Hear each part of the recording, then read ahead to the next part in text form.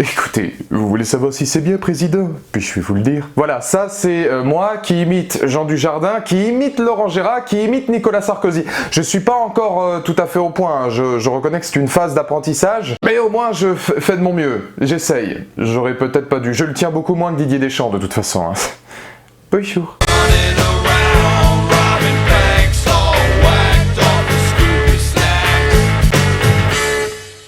Bonjour à toutes et à tous, c'est Valou et bienvenue pour cette toute nouvelle vidéo, cette toute nouvelle critique, l'avant-dernière de la saison puisqu'il reste encore Président et The Tomorrow Wars. Et effectivement aujourd'hui on parle de Président, le nouveau film où Jean Dujardin se la joue Nicolas Sarkozy.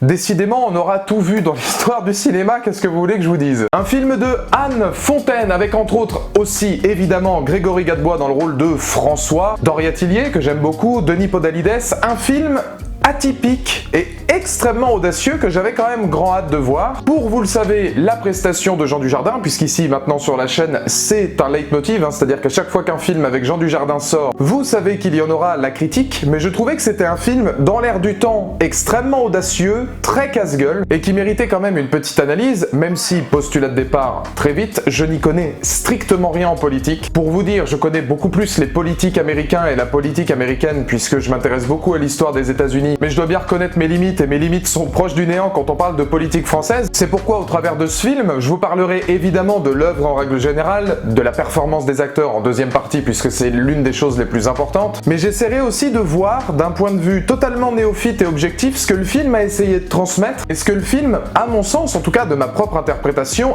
essaie d'apporter à un sujet qui est quand même délicat. Et si Nicolas Sarkozy et François Hollande s'alliaient pour lutter contre le Front National? C'est tout le sujet du long métrage, même si ça va évidemment beaucoup plus loin que ça, on en parle tout de suite. C'est pas le concours de la petite blague, François. Non, mais c'est pas la petite blague, c'est votre retour au cinéma dans un film. Vous souffrez de m'entendre. Ben, je vous entends, je souffre. Car l'histoire, effectivement, c'est celle de Nicolas, Jean Dujardin, qui sera plus ou moins le narrateur du long métrage, qui après s'être rendu compte qu'Emmanuel Macron perdait énormément de points dans les sondages, atteignant l'une des pires cotes de popularité de l'histoire et voyant Marine Le Pen toquer de plus en plus à la porte de l'Elysée, décide de repartir en Corrèze pour aller chercher l'homme que tous les Français plus ou moins réclament, ou en tout cas qui a une cote de sympathie particulièrement élevée, ou en tout cas ici le personnage de François, afin de tenter une union sacrée pour lutter contre le Front National, contre la montée de Marine Le Pen. Et à partir de là, s'enchaîneront une multitude de péripéties en Corrèze, où les deux personnages, au-delà de la politique, au-delà de leur retour, au-delà d'une quête de pouvoir, puisque ce film-là est aussi évidemment une quête de pouvoir, en particulier vers le personnage de Nicolas, finiront par se retrouver humainement. Et c'est justement là que le film, pour moi, est intéressant, et je pense ne plaira pourtant pas à tout le monde, loin de là, c'est que c'est un film qui se veut drôle et surtout poétique. Ce qu'a voulu faire Anne Fontaine avec son long métrage, c'est non seulement redonner de l'espoir, je pense, à une certaine population française, et c'est là que je trouve ça particulièrement audacieux, aborder la politique d'un côté beaucoup plus humain, en s'attachant beaucoup plus à ce que sont les personnes de Nicolas et François, sur la manière dont ils peuvent vivre cette déchéance, dont ils peuvent vivre l'après-politique, sur le côté beaucoup plus humain qu'ils peuvent avoir, sur la façon dont ils vont se retrouver au fur et à mesure des péripéties, avec évidemment une multitude de références sur les deux personnages en question, mais on sent qu'au-delà de l'espoir qu'Anne Fontaine essaie de transmettre, il y a une véritable valeur poétique, une véritable valeur humaine qui se dégage vraiment de ce long métrage, et qui justement est intéressant, puisque même si tout l'enjeu du long métrage est politique, puisque Nicolas veut revenir et il va vraiment essayer de soudoyer un maximum François pour repartir de plus belle, il y a un véritable aspect humain, un véritable aspect poétique, et c'est quelque chose à mon avis qui pourra plaire à certaines personnes qui y verront l'humour, la dérision, le second degré, la fiction aussi, hein, puisque n'oublions pas que c'est avant tout une fiction, mais qui pourra aussi en décontenancer quelques-uns. Pourquoi ça pourra en rebuter beaucoup? Et alors là, je n'ai aucun avis politique, je tiens encore une fois à le dire, je vous montre simplement ce que le film essaie de proposer. Si ce film, je pense, ne plaira pas forcément à tout le monde, c'est justement dans certaines thématiques qu'elle va essayer de transmettre, comme si finalement l'enjeu politique, comme si finalement les retours politiques, comme si toute l'histoire finalement de la politique en France depuis maintenant plus d'une décennie si ce n'est plus, était forcément ancrée dans cette idée que l'être humain est complètement bouffé par la politique. Il y a d'ailleurs un passage qui est assez intéressant sur la voie des samouraïs et sur les idéologies des samouraïs, la droiture, l'honnêteté, la bravoure, le courage, etc. qui sont des valeurs qui sont complètement absentes aujourd'hui de la plupart des politiques. Et on a vraiment cette idée au sein du film que la politique prévaut toujours sur l'homme. Et c'est quelque chose justement avec lequel va constamment jouer Anne Fontaine, puisque le personnage de Nicolas est omnubilé par l'idée de revenir, On se doute évidemment, Nicolas Sarkozy, le retour en 2012, etc., l'échec en 2017. Quelle indignité. Il y a cette volonté de voir en Nicolas quelqu'un d'assez manipulateur, quelqu'un de magouilleur, assez poétique par moments et toujours d'un côté très second degré, très drôle et très décalé. La grande force pour moi de Président, c'est que c'est un film effectivement qui est drôle, mais on y reviendra dans les personnages ensuite. Mais ce personnage-là, Nicolas, au fur et à mesure de l'aventure, va complètement bifurquer et va se rendre compte que le plus important, finalement, c'est l'être humain, c'est la campagne, c'est les valeurs, etc. Et c'est quelque chose qui est aux antipodes de ce que peut-être l'opinion commune pense de Nicolas Sarkozy, là où François Hollande, qui est extrêmement attaché à ses terres, que l'on juge complètement loin de la politique, qui semble avoir complètement pris du recul, etc., va au fur et à mesure faire prendre conscience au spectateur qui se fait royalement chier, qui veut y revenir, c'est la lutte du pouvoir, le pouvoir on n'y échappe pas. Il y a une volonté poétique finalement de la part des deux personnages, puisqu'on va beaucoup voir les êtres humains à travers ça, d'inverser un peu leur rôle avec dérision, de se jouer de leur propre code, de leur propre identité, pour parler plus de l'homme que du politicien. Et ça, même dans les faits de vie qui vivront dans le film, on les rend un petit peu comme drôles malgré eux. Et moi je me suis posé la question pendant tout le long du film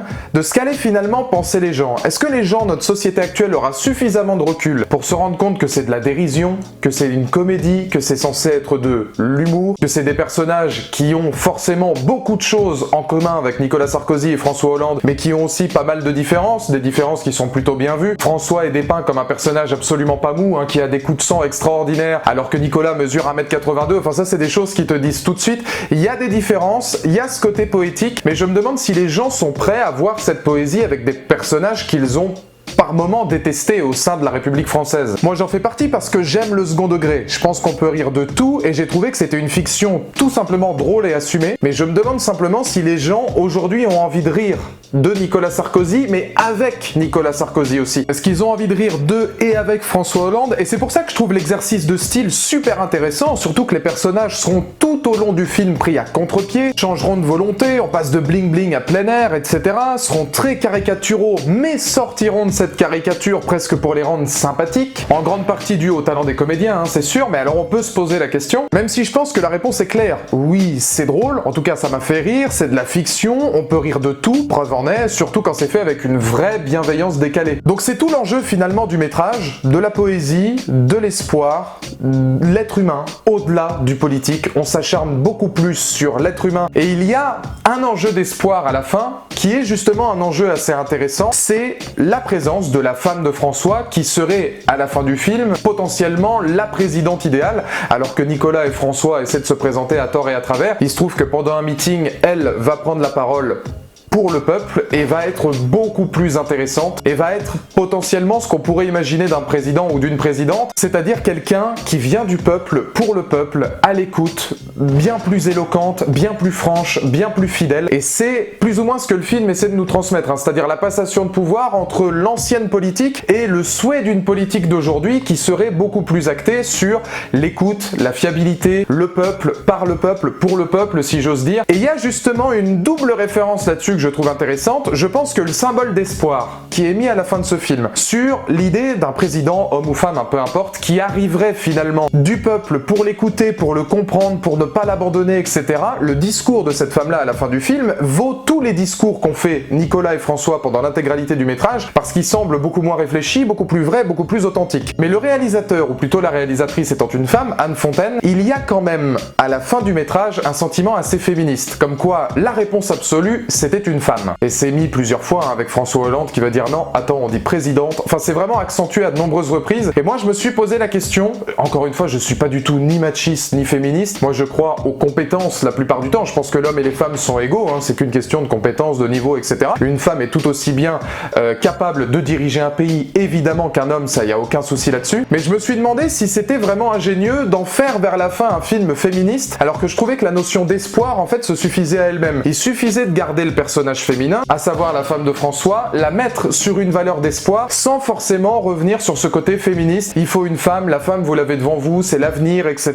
On dit présidente, machin. Bon, je me suis dit, est-ce que ça valait vraiment le coup de remettre une pointe féministe là-dedans, alors qu'en soi, la simple valeur d'espoir, la simple valeur du peuple se suffisait largement, je pense, à elle-même, même si on peut imaginer que l'importance de la femme est primordiale dans le film, quand tu connais les relations qu'ont eu Sarkozy et Hollande dans leur vie, auquel cas pour l'image, ok. Ça, la réalisatrice l'a dit, hein. L'intégralité du film ou presque se déroule en Corrèze pour revenir un petit peu aux sources de l'être humain. Il y a des passages qui sont filmiquement assez recherchés à travers certains plans, notamment sur certaines séquences contemplatives où on va se poser la question de jusqu'où vont aller ces personnages dans leur humanité. Est-ce que c'est vraiment ce qu'ils veulent au fond d'eux, revenir sur la politique? Et c'est avec tout ça qu'on se joue un petit peu de ces codes-là, et j'ai trouvé que c'était plutôt intéressant parce que c'est un film, encore une fois, qui est audacieux et qui est pris sous le ton de l'humour, sous le ton de la dérision, sous le ton de l'espoir, et je pense qu'en 2021, c'est ce qu'il faut. C'est pas le concours de la petite blague, François. Non, mais c'est pas la petite blague, c'est votre retour au cinéma mais dans un film. Souffrez de m'entendre.